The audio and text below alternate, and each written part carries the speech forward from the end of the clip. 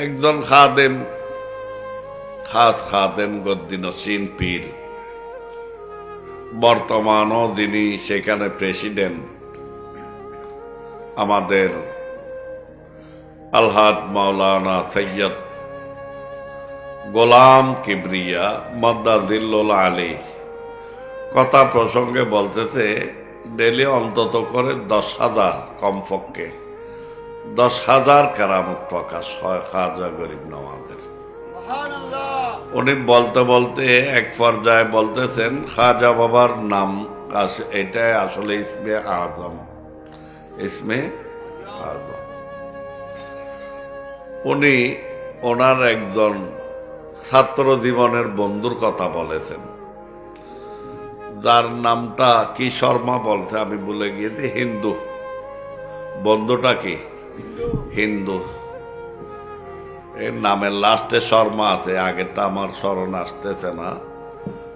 সৈয়দ গোলাম কিবরিয়া সাহেবের ছাত্র জীবনের বন্ধু, একসাথে লেখাপড়া করতেন। উনি বলতেছেন, একদিন বন্ধু আমাকে বলতে লাগলো, তোমরা এত সুন্দর শানদার ভাবে চলাফেরা করো, তোমরা মুসলমান, তোমাদের দরবারে আমরা সহ 36 বাকি থাকে না, যেখানে যায় ওনার নামটা একটু আমাকে শিখিয়ে দাও।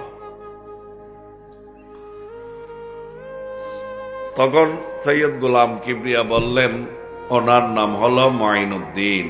ওনার নাম কি? তখন সংক্ষেপে, আমি কিভাবে বলতে পারি, তুমি যদি এই নামটা জপতে চাও সংক্ষেপে ইয়া মঈন বলবা। সৈয়দ গোলাম কিবরিয়ার মুখ থেকে শোনার পর থেকে ওই হিন্দু ছেলেটা সবসময় দফা আরম্ভ করে দিল, ইয়া মঈন, ইয়া মঈন। তার এটা একটা অভ্যাসে পরিণত হয়েছে, উঠতে বসতে চলতে ফিরতে, ওঠা বসা, লেনে দেনে শোয়ায়, অহরহ সে জপতে থাকে ইয়া মঈন, ইয়া মঈন। সে যখন বড় হয়েছে তাকে বিবাহ করানো হয়েছে, শাদী। বিয়ের পরে তার স্ত্রী তার অবস্থা দেখতেছে, তার স্ত্রী দেখতেছে সে সবসময় শুধু কি বলে, ইয়া মঈন, ইয়া মঈন। এবং চাল চলন হালত ব্যতিক্রম, চাল চলন তার হালত আচার আচরণও ব্যতিক্রম। সে শুধু ইয়া মঈন করে। এটা কি আবার ইয়া মঈন? আমাদের ধর্মে তো কোনো কেউ আমাদের নাই। আমাদের এত খোদা আছে, আমাদের তো খোদার অভাব। তাদের হিন্দুদের কোনো কি খোদার অভাব, ভগবানের অভাব?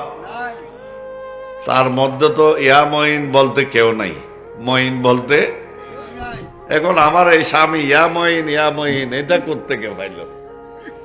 তো ইয়া মঈন অহরহ শুনতে তাকে, আচার আচরণ চাল চলনও ব্যতিক্রম। তখন সেই জামাইকে ছেড়ে, স্বামীকে ছেড়ে বাবার বাড়ি চলে গেল। তার স্ত্রীটা চলে গিয়েছে, আর আসতেছে না। জামাই পাগল, ব্রেনের সমস্যা, সে ইয়া মঈন করতে থাকে। এটা আমি কিছু বুঝি না। সে আর বাবার বাড়ি থেকে আসতেছে না। এইভাবে যাইতে যাইতে অনেক সময় চলে গিয়েছে। বহু বছর পরে ওই স্ত্রীর বাবা,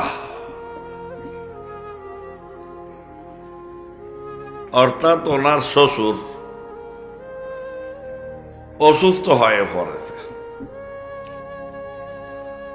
অনেক চিকিৎসা, বাকি নাই। ডাক্তাররা প্রায় বলে দিয়েছে উনি আর বাঁচবে না, উনি আর বাঁচবে না। লবে যান মৃত্যু সজ্জায়। একদিন ওই মহিলা অর্থাৎ ওই হিন্দু যিনি ইয়ামইন করে তার স্ত্রী, সাবেক স্ত্রী, প্রাক্তন স্ত্রী, সে আপনার ঘরে বলতে লাগলো যে এক কাজ করেন, আমার ওই স্বামী যে 24 ঘন্টা ইয়ামইন করে, আমি তার ঘরে থাকতে দেখেছি তার থেকে অনেকে ফানি ফরা টরা নিত, কি অনেকে ফানি ফরা টরা নিত, দারফুক নিত, ভালো হয়ে যাইত। কি একটা ফরে সে এটা ফরে ফরে কি দে, পানি ফরা দে, মানুষকে দারফুক করে। আমি দেখছি মানুষ ভালো হয়ে যাইত। এইকে এনে দেখতে পারেন। তখন তাকে খবর দিয়ে সেখানে নেওয়া হলো মৃত্যু সজ্জায়। তার শ্বশুর তাকে দারফুক করার জন্য যখন নেওয়া হলো, তখন ওই মানুষ, ওই হিন্দু গিয়ে তার শিয়রে বসে ইয়ামইন ফরে ফরে কি করতেছে, ফু দিচ্ছে আর কিছু ফানি ফরা দিয়েছে। ইয়ামইন ফরে ফরে ফানি ফরা দিয়েছে, বলতে আপনারা এগুলা ব্যবহার করেন, ঠিক হয়ে যাবে।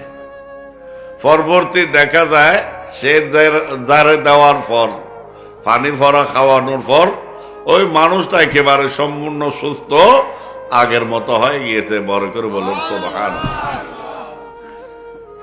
এখন তাকে তারা ধরে বসলো, আপনি এটা কি পড়েন?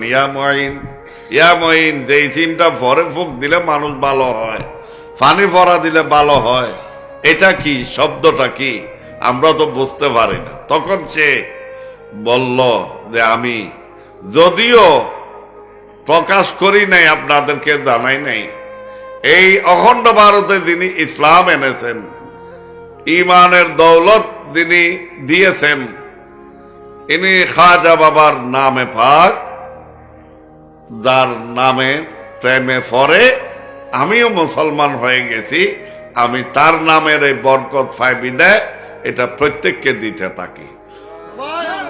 তার মুখে শোনার পর ওই শ্বশুর নয় বরং সবাই গরগোষ্ঠী সবাই তার হাতে হাত রেখে পরে দিল লা ইলাহা ইল্লাল্লাহু মুহাম্মাদুর রাসূলুল্লাহ সাল্লাল্লাহু